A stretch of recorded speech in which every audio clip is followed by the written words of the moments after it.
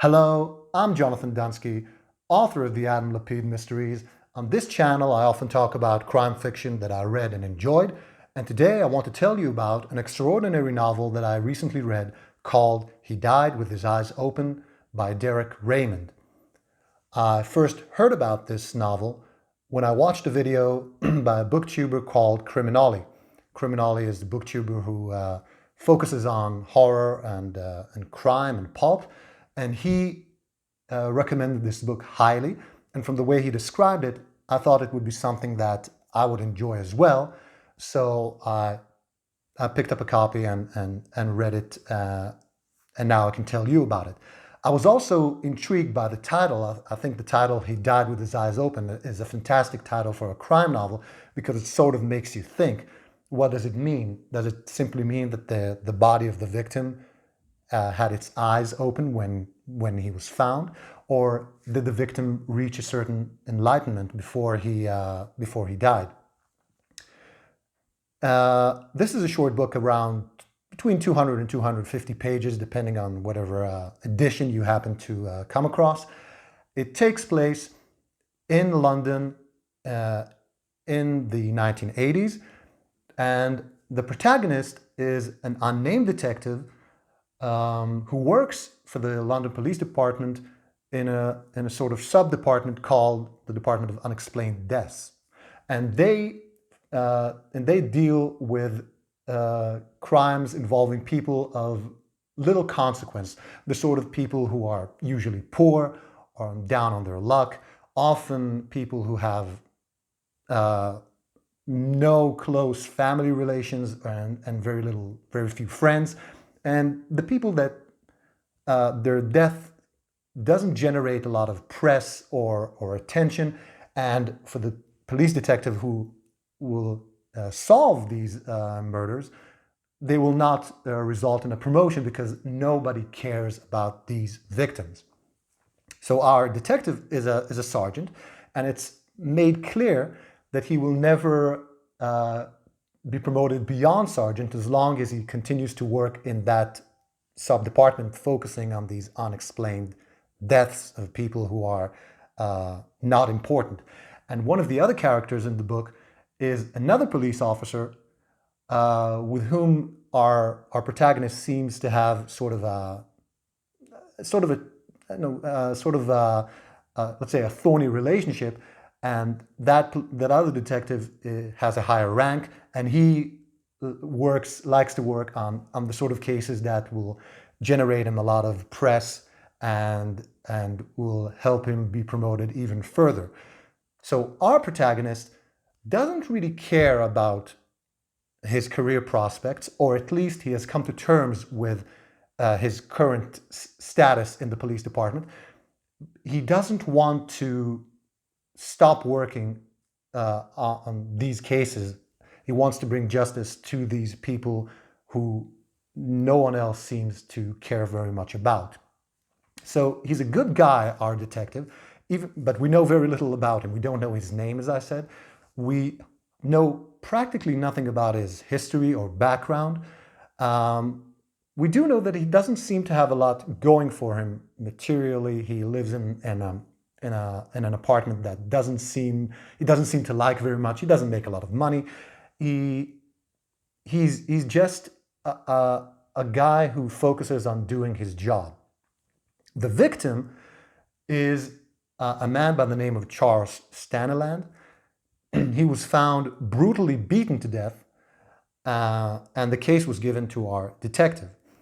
So the detective, among the victim's belongings, the police found a lot of writing and a lot of cassettes, because the victim used to be a writer, and he recorded his life both in writing and in recording, in which he recorded himself telling about his life, about various people that he met, about his philosophy of life and the things that just his thoughts. And our detective begins working the case by reading the victim's writings, by listening to his recordings, and getting to know him more and more, and slowly and gradually connecting with him, because some of what the victim seems to have said about his life resonates with the detective. The victim was an alcoholic, middle-aged. He used to be married, but he wasn't anymore. He was very poor, and he lived in a terrible house, sort of a house that should have been condemned, basically, before he was killed. And he was involved with another woman, and from the recordings and the writings, we learned that this was a particularly unhealthy relationship. This was a woman that the victim could not bring himself to break away from, even though she was doing him very little good. The detective starts interviewing people who were mentioned in the victim's recordings and writings, and starts to sort of try to piece together his life before the victim's life before he was killed.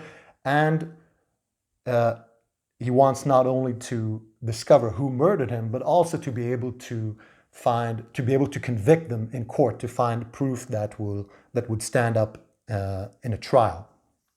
The entire book, or almost the entire book, takes place in the seediest and most shabby and poor parts of London. This is not a London of palaces and theaters and, you know, historical buildings. This is the seedy part of town where poor people live, where everyone is selfish and petty and weak and depraved, and the detective sort of wallows in it, and he seems to be used to it, because that is where the victims that he is used to working for come from. So the people are often drunk or on drugs, or are prone to violence. People are poor and selfish, and there seems to be very little beauty in those streets that we visit in the book. So there's a real sense of depravity and bleakness and even brutality, not just in the murder itself, but throughout the book. So this is a book that has very little sparkle in it, because everything is sort of gray and filthy and shabby and you know, derelict. So it's a book that makes you sort of wallow in the misery of its characters, and in the misery of the victim, because we learn so much about the victim through his own words that we are sucked into his life, just like the detective is sucked into his life throughout this investigation. And one of the things that the victim recorded is that he believes that most people live with their eyes closed, but he wants to die with his eyes open. That's where the title comes from. And it's clear in the book, as we learn more and more about the victim's life, the way that he lost much, lost a lot of the people that he loved, because he just wasn't able to hold on to them, or that they from the beginning didn't care very much about him, that he did reach a certain, let's say, deep understanding about life, or at least his life. The book is filled with British slang, the sort of slang that I've never encountered, even though I've read a lot of British books and watched a lot of British TV shows. And it wasn't difficult to follow or to comprehend what that slang meant, but it did serve to sort of make me feel like this was an alien world, in the sense that the language even seemed different, not just the setting and the people who behave in a way that's completely alien to me. I will say that there this is not a police procedural like you may have read before. The detective works almost entirely alone without any help from other police officers, or any rarely even uses the resources of the police department. He works more like a private investigator, or fictional private investigator works, than a police detective. And some of his actions, at least in the second part of the book, and particularly in the right near the end of the book, are quite, I found them to be quite improbable for a police detective. And it took me, let's say, at least 2 weeks after I finished the book to realize why that actually fit the book. Also because the book does feel a bit sort of alien and strange because of the setting and the way that everything is sort of mired in misery and filth and bleakness. And also because the detective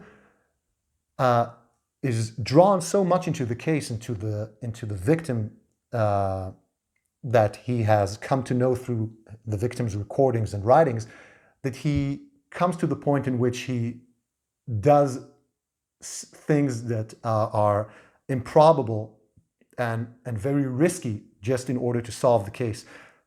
Something that even though I've read a lot of crime fiction and I've written a few books, he seemed to be taking the let's say the willingness to put himself at risk one step further than I've ever seen before. There was also the strangeness in the book also appears, at least I felt that it appeared in the detective's interaction with one female character, also in the second part of the book.